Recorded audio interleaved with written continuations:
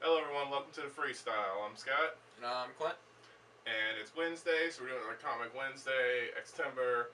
So we're trying to get through this Astonishing X-Men. We're up to number 3, which is the graphic novel, which would have numbers 13 through 19. Does that sound right? Yeah. Yeah. Alright, and it's called Torn.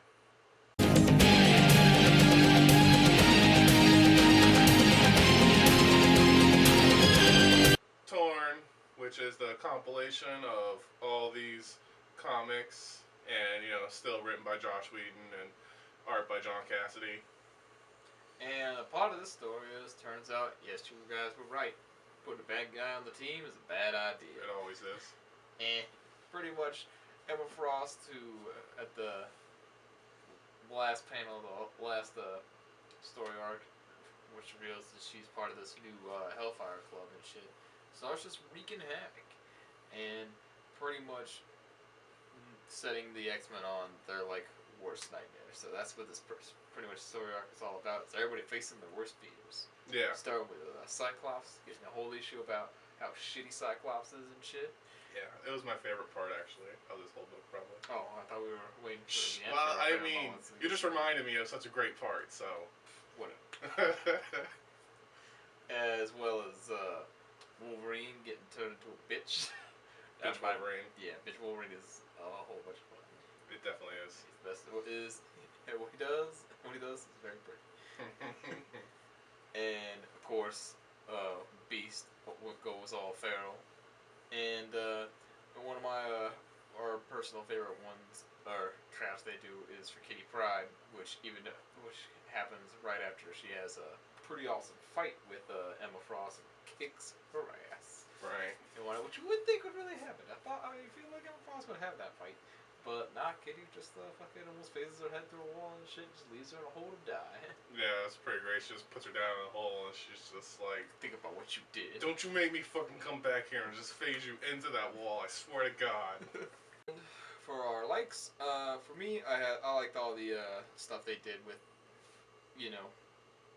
turning the X-Men spheres against them and stuff like that and whatnot. We get a real Wolverine's pretty hilarious to this thing. I don't think we've ever seen Wolverine like this. I just love the way his worst fear is oh man, what if I was a bitch? We can't let that happen. Yeah. Ever.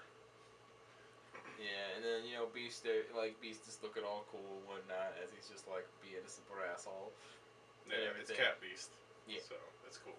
For the standard field Beast and whatnot. But like I was saying earlier with the Kitty's, hers, just she mainly gets brain blasted. It's just oh yeah, my fear is everything goes well, me and Colossus get together, and freaking we have a kid. Xavier comes in, it's just nah, kid's gotta die. And then freaking just Colossus turning on that bitch. No, Kitty, he's right. We need to kill this kid. I mean, I'm just gonna crush it right here. That part where she had it's I'll put an axe through your head. No, I'm gonna leave this axe in your head, sideways. No, yeah, that show was crazy as fuck. And I mean, again with the Cyclops, pretty much just bringing up every single possible shitty thing that you could against the Cyclops and whatnot. But I feel, but at the end of it, he perseveres, comes back, and has probably my favorite moment in the whole book. All valid stuff. Yeah, I would say all the stuff with the Hellfire Club, even though it's a new Hellfire Club, but it was just cool that seemingly they infiltrated the X Mansion and shit. Yeah. Pretty. Some fun characters like Negasonic Teenage Warhead. Yeah, that's the thing. Yep. It's a whole person. Just one. Yeah, I also there's a fight where between Sebastian Shaw and Colossus. And Colossus just fucking wrecking the shit out of him, he's Shaw bleeding and shit. He's fucking Colossus, a dumb bitch. Yeah. Has anybody ever fought Shaw before? Jesus. Yeah, so fucking he's just beating the shit out of him, and Shaw's just what you bitch, idiot? please, and just fucking uppercuts the shit out of him so hard. Yeah, and we find out that apparently Colossus, when he's in steel form, bleeds silver and shit. Because I'm pretty sure he oh yeah, he did the fucking. He did the karate, double karate chop, and it's just blood. I'm out. It was pretty fucking tight.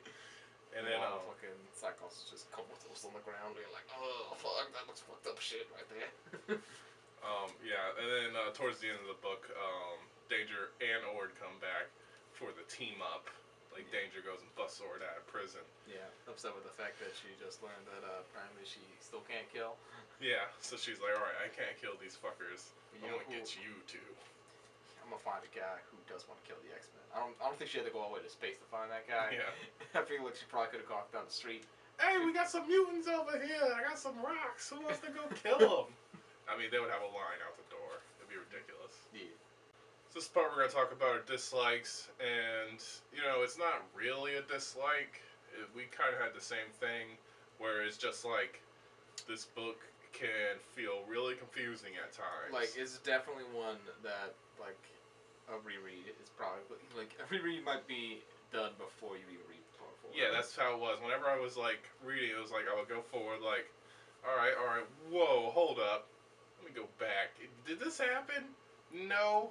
Maybe I'm holding the book upside. Nope, it's right side up. I don't understand what's happening. And all is revealed in the end, but... Yeah. Cassandra was a real bitch. Yeah. There's a good chunk in the middle where you're just like, alright, I don't know what's going on. I'm going to run with it. But I don't know this is really confusing. And, like, I'm still kind of confused on the whole, did, like, that opening scene with, like, those Sentinels and Cassandra was saying, like, I'm going to brainwash the shit out of you, and when it even really, like, happened? Or was that, like, just a plant that she put in Frost's mind and shit?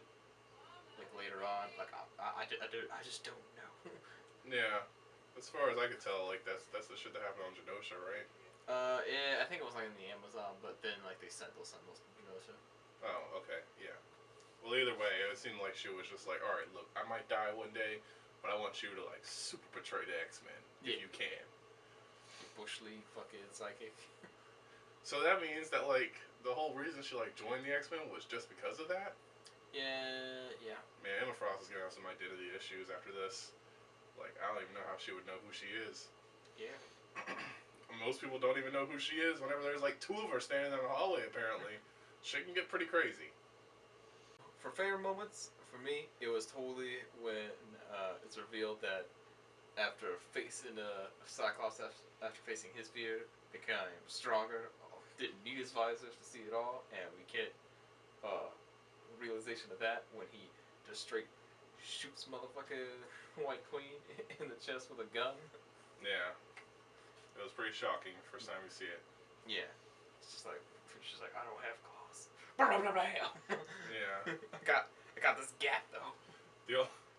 They found a way to make him cool. You gotta take away his powers, get rid of the visor, and you give him a gun. You just make him a regular street thug, and he becomes awesome, apparently.